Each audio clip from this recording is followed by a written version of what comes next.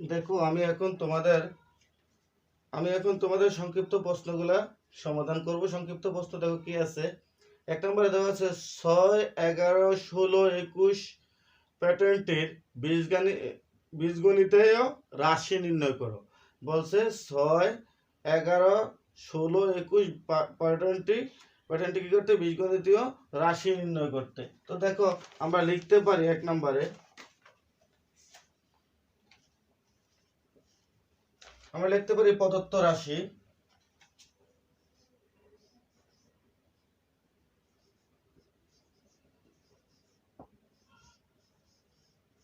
প্রদত্ত রাশি কি আছে? প্রদত্ত রাশি আছে 6, 11, 16, 21। দেখো আমাদের রাশিগুলো দেওয়া আছে 6, 11, 16, 21। তো দেখো এখন 6 থেকে 11 পর্যন্ত আমরা গণি। 6, 7, 8, 9, 10, 11। কত পার্থক্য? 6 থেকে 11 পর্যন্ত 5-এর পার্থক্য। দেখো 11 থেকে আবার 16-র মধ্যে কত পার্থক্য? 5-এর পার্থক্য। দেখো 16 থেকে আবার 21-এর মধ্যে কত পার্থক্য? 5-এর পার্থক্য। তাহলে আমরা লিখতে পারি যে লক্ষ্য করতেছি কি প্রত্যেকটা কি 5, প্রত্যেকটা প্যাটার্নই 5 দ্বারা, মানে 5-এর মধ্যে পার্থক্য। তাহলে আমরা লিখতে পারি কি যে প্যাটার্নটি প্রতি ক্ষেত্রে প্যাটার্নের পার্থক্য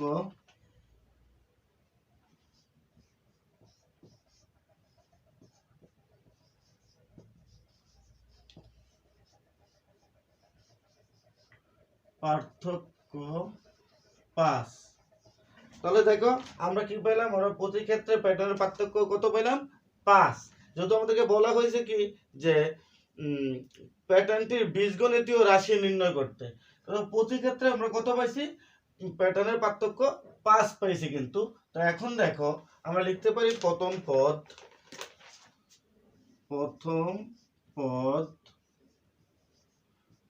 কত আছে?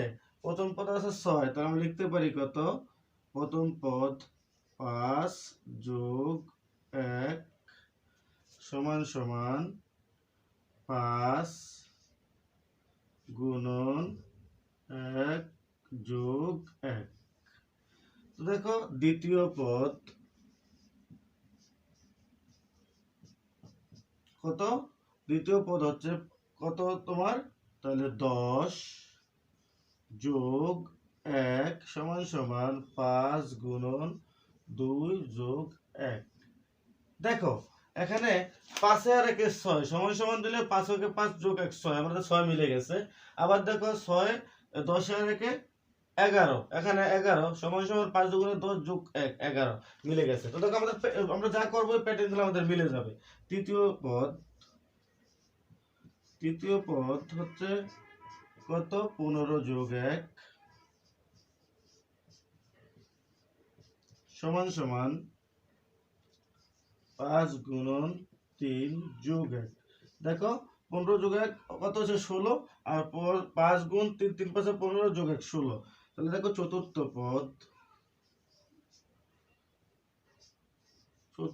পদ সমান সমান কত? 20 যোগ 1 সমান সমান 5 গুণন 4 যোগ 1। দেখো মিলে গেছে। তো এখন দেখো যেহেতু আমাদের সবগুলা পদে মিলে গেছে, যে 20 এর 1 21, 5 4 5 20, 20 এর 1 21। তো দেখো তাহলে তাহলে আমরা লিখতে পারি কি কতম পদে কতম পদ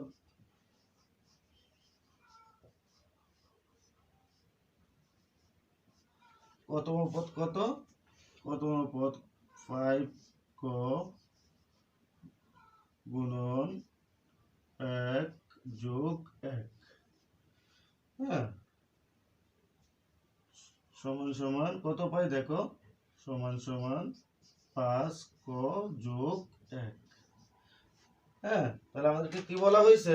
আমাদেরকে বলা হয়েছে যে প্যাটার্নটি বীজগণিত রাশি নির্ণয় করে। তাহলে অতএব প্যাটার্নটির বীজগণিতিক রাশি তাহলে আমরা কি পাইলাম দেখো, আমরা পাইলাম কতম পদ 5 ক ইন্টু 1 যোগ 1, তাহলে কত হয় 5 করে যদি আমরা 1 দিয়ে গুণ দিই তাহলে কত হয় 5 ক হয় যোগ 1 যোগ 1। তাহলে আমাদেরকে বলা হয়েছে যে প্যাটার্নটির বীজগণিতীয় রাশি নির্ণয় করো। আমরা লিখতে পারি প্যাটার্নটির বীজগণিতীয় রাশি হলো, দেখো তাহলে আমরা লিখতে পারি প্যাটার্নটির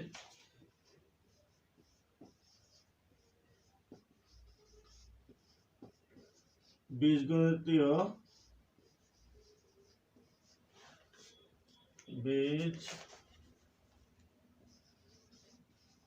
বীজগণিতীয়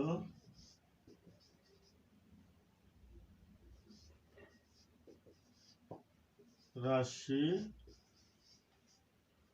কত পাইলাম 5 ক প্লাস 5 ক প্লাস 1। দেখো এখন আমি তোমাদের 2 নম্বরের অঙ্কটা সমাধান করব। 2 নম্বরে কি আছে দেখো, 2 নম্বরে আছে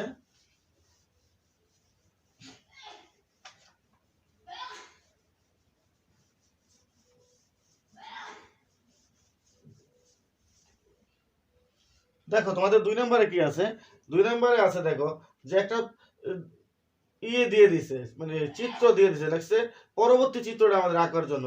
এখন 2 নম্বরে চিত্র দিয়ে লাগছে এর পরবর্তী চিত্রের কাঠির সংখ্যা কত হবে চিত্রটি নির্ণয় করো। তো দেখো প্রথম চিত্রটা কি আছে আমি একটু আঁকি, তোমরা তো অবশ্যই তোমাদের অ্যাসাইনমেন্টের মধ্যে দেওয়া আছে যে চিত্রগুলা যে কতটা চিত্র আছে। যেমন 1 নম্বরে চিত্র আছে মনে করো এই এই এই এই এই এই যে একটা চিত্র, তারপর চিত্রটা হইছে এই এই এই এই এই এই হচ্ছে দ্বিতীয় চিত্র, কেমন? তারপর তৃতীয় চিত্র হচ্ছে কি এই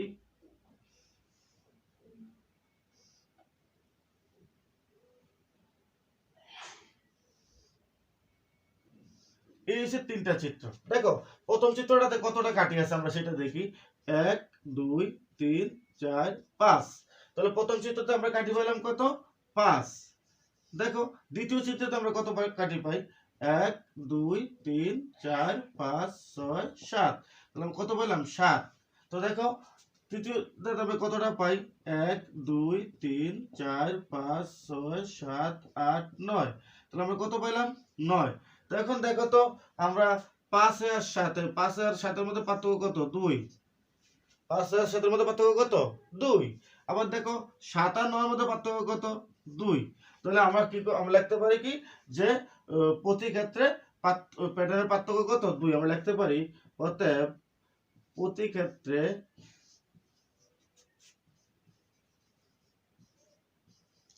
প্যাটার্নের পার্থক্য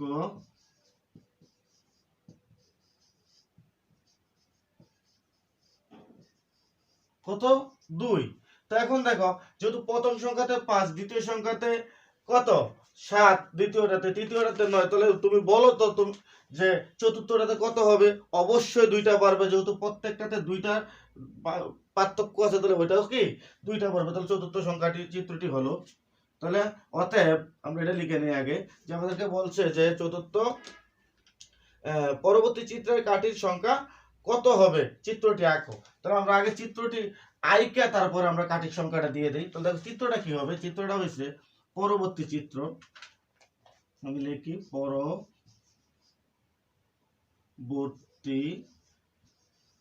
চিত্র হলো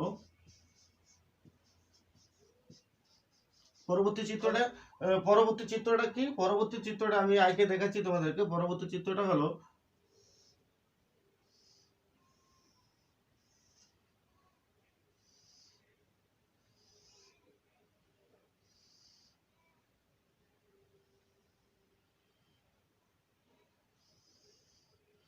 এ হচ্ছে আমাদের পরবর্তী চিত্র। তাহলে দেখো কতটা পেলাম 1 2 3 4 5 6 7 8 9 10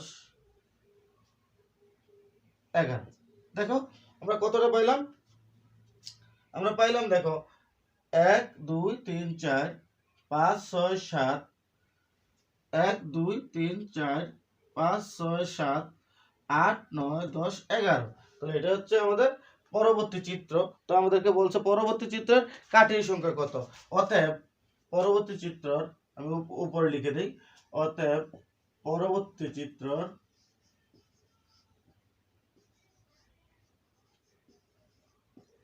চিত্রের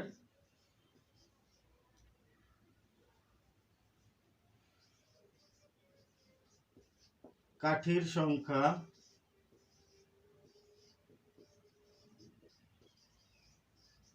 9 যোগ 2 সমান সমান কত? 11টি। আশা করি তোমরা অঙ্কটা বুঝতে পেরেছো।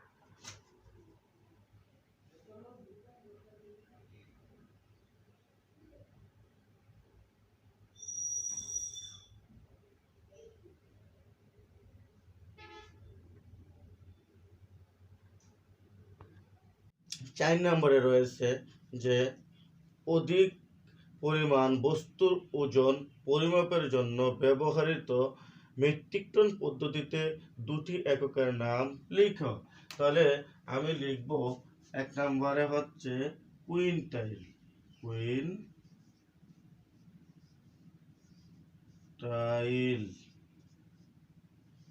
কুইন্টাইল। 2 নম্বরে হচ্ছে মেট্রিক টন, দেখো আমাদেরকে বলা হয়েছে 4 নম্বরের মধ্যে যে 4 নম্বরের মধ্যে বলছে অধিক পরিমাণ বস্তুর ওজন পরিমাপের জন্য ব্যবহৃত মেট্রিক পদ্ধতিতে দুটি এককের নাম বলো। সেটা আমি তোমাদেরকে বলে দিলাম। একটা হচ্ছে কি কুইন্টাইল আর একটা হচ্ছে মেট্রিক টন। তো দেখো 5 নম্বর আমাদেরকে বলছে 10 একর সমান ইজ ইকুয়াল টু কত বর্গ মিটার। তাহলে দেখো আমরা লিখবো 5 নম্বরে লিখবো আমরা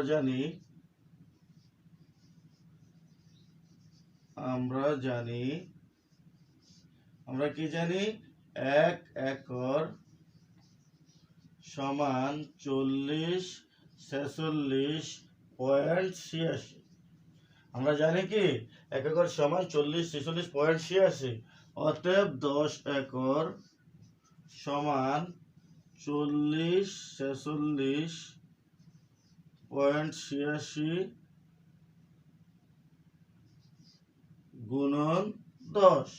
তো দেখো এটাকে যখন আমরা গুণ দিব তখন কি হবে? এই 6 এর পূর্বে এখন আছে মানে 8 এর পূর্বে দশমিক, তখন দশমিকটা 6 এর পূর্বে চলে আসবে। তো দেখো এটা আমরা তোমরা গুণ করে নিবা। তো দেখো 4086.8.6 এই হচ্ছে আমাদের কাঙ্ক্ষিত অ্যান্সার। এত বর্গমিটার আমাদেরকে বলছে 1 একর সমান এত বর্গমিটার।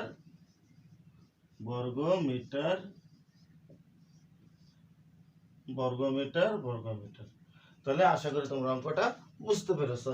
আমি এখন তোমাদের 6 নম্বরের অঙ্কটা সমাধান করবো। 6 নম্বরে বলছে 160 সেন্টিমিটার সমান কত ইঞ্চি। তো দেখো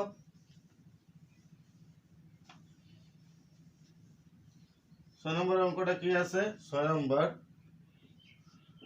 নম্বরে বলছে যে 160 সেন্টিমিটার সমান কত ইঞ্চি। তো আমরা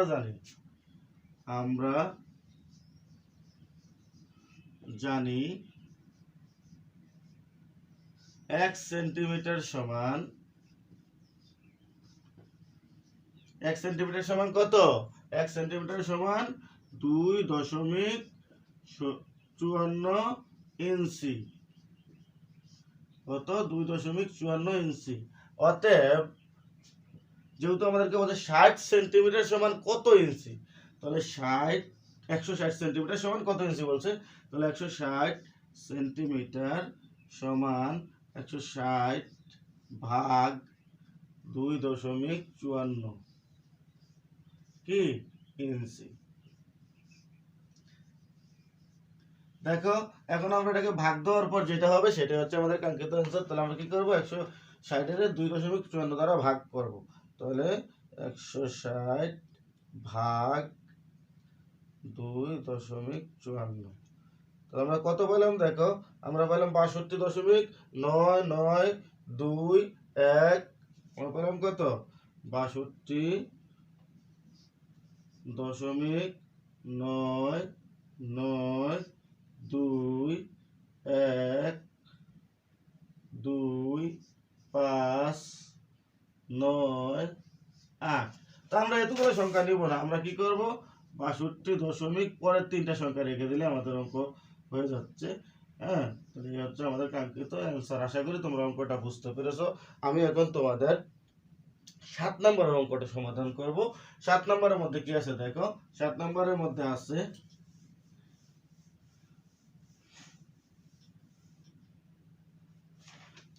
7 নম্বরে আছে একটি ঘরের আয়তন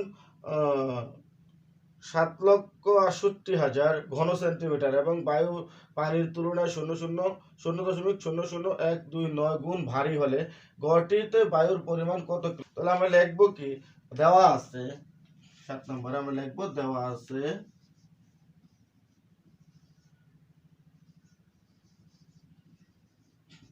কি দেওয়া আছে, দেওয়া আছে ঘরের আয়তন, ঘরের আয়তন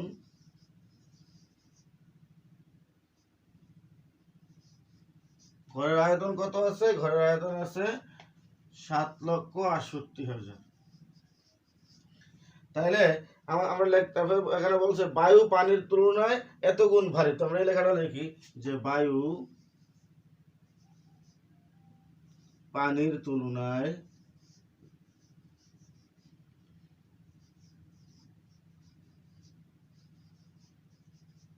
0.00129 গুণ ভারী, গুণ ভারী। তাহলে আমরা লিখলাম কি, বায়ু পানির তুলনায় কত, এই 0.00129 গুণ ভারী। তাহলে আমরা লিখবো কি, 1 ঘন সেন্টিমিটার বায়ুর ওজন, আমরা লিখতে পারি অতএব 1 ঘন সেন্টিমিটার বায়ুর ওজন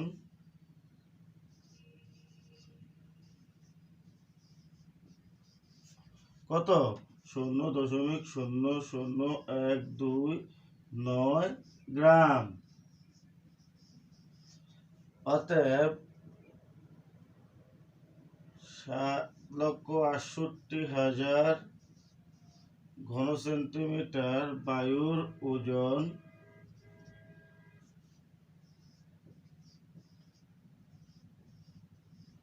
গুণন 0.00129 এত গ্রাম সমান সমান আমরা এটাকে এখন কি করব, গুণ করব। এটাকে আমরা এখন কি করব, গুণ করব, যে 7,68,000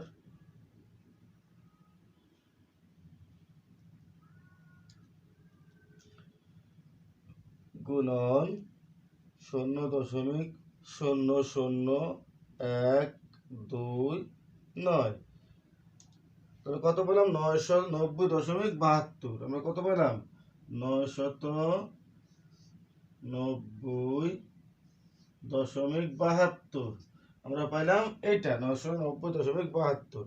এখন আমরা কি লিখবো দেখো, এত গ্রাম। এখন আমরা লিখবো, এই যে আমরা জানি,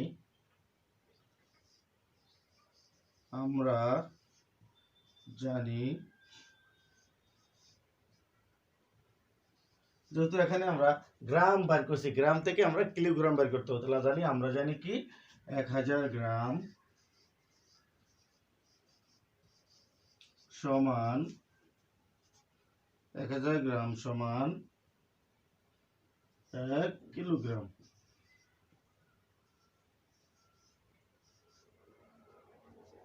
অতএব 990.72 গ্রাম সমান 990.72 ভাগ হচ্ছে 1000 কিলোগ্রাম, কিলোগ্রাম। আমরা কি লিখলাম, যে আমরা জানি 1000 গ্রাম সমান 1 কিলোগ্রাম, অর্থাৎ 990.72 গ্রাম সমান 990 ভাগ 1000 কিলোগ্রাম। এখন আমরা এই 990 রে 1000 দিয়ে ভাগ দিলে আমরা পাবো কি, দেখো তোমরা ক্যালকুলেটরে করে নিও, আমি করে নিয়েছি। আমরা পাবো 990 72 কিলোগ্রাম। তাহলে আমরা কত পাবো দেখো, আমরা পাবো কি 0.99072 কিলোগ্রাম। অতএব আমরা লিখতে পারি কি, যেহেতু আমাদেরকে বলা হয়েছে যে ঘরটিতে কি পরিমাণ কত কিলোগ্রাম বায়ু আছে, তাহলে বায়ু আছে, তাহলে আমরা লিখতে পারি কি ঘরটিতে বায়ু আছে কত 0.99072 কিলোগ্রাম বায়ু ওই ঘরের মধ্যে আছে। আশা করি তোমরা অঙ্কটা বুঝতে পেরেছো।